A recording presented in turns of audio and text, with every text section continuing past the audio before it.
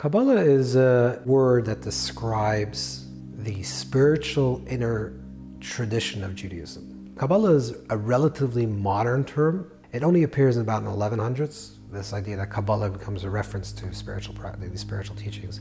But the reason why it's called Kabbalah is because it's a received tradition. At Sinai, there was a mystical experience. Of course, we experienced the giving of the Torah and the giving of the Luchos and the giving of the Ten Commandments.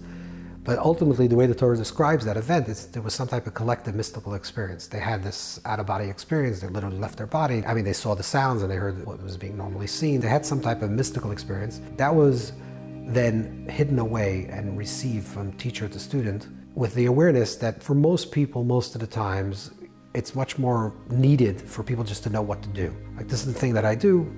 Don't complicate my life. My life is as it is complicated.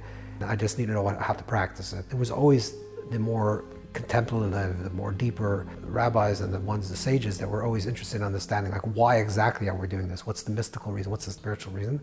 And that was Kabbalah. Kabbalah is basically the word for the Jewish mystical tradition, the inner mystical tradition of Judaism, of Jewish practice.